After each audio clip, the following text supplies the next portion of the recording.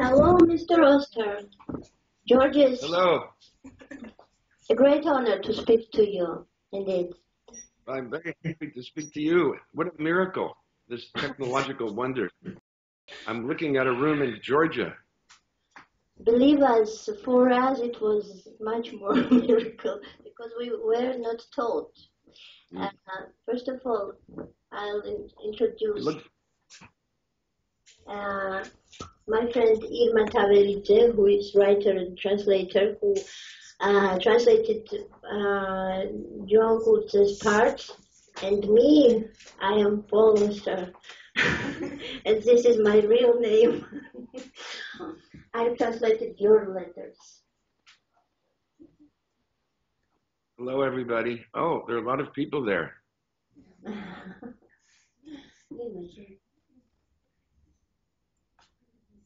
It looks very cold. Where? Here. Are you cold? Yes. No. Is it not so bad? Not a cold winter in Georgia? It's quite warm. Oh, good, good. We have a lot of questions here, but still it was quite a surprising news that we could speak to you. So, okay, I'm not a good speaker, but still I'll try to give the first and the very odd questions that I'm interested in most of all. And it concerns not your writings, but your period of life when you were a translator. Please tell us. I see.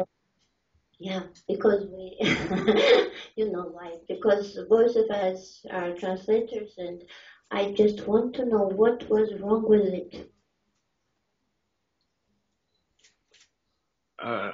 Well, I got very interested in French poetry when I was young, 18, 19 years old, and I started discovering very interesting 20th century French poets, and the enthusiasm was so great, I decided to start translating out of love of these poets.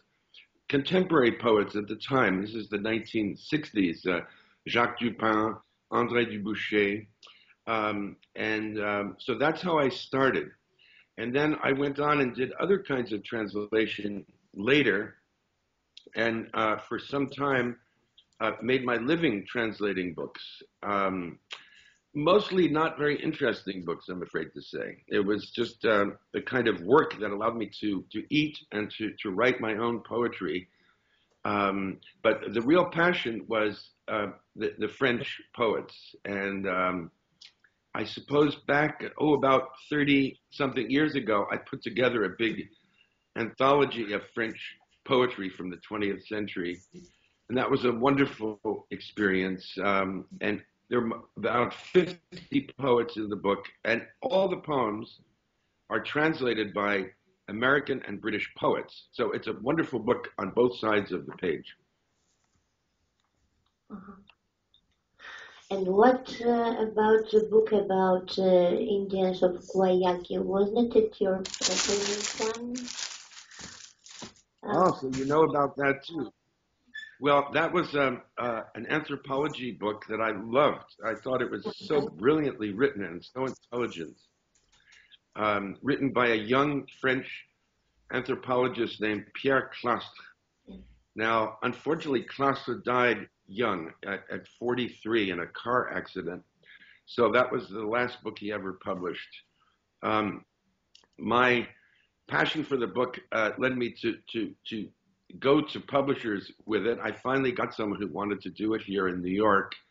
And then the publisher went bankrupt and the book was never published. The translation was finished. And then through a strange story, the manuscript was lost. And so for 20 years, I never knew what happened to it. And then one day in San Francisco, I had been giving a reading and there were people coming up to have me sign books afterwards. And a young man was there and he had the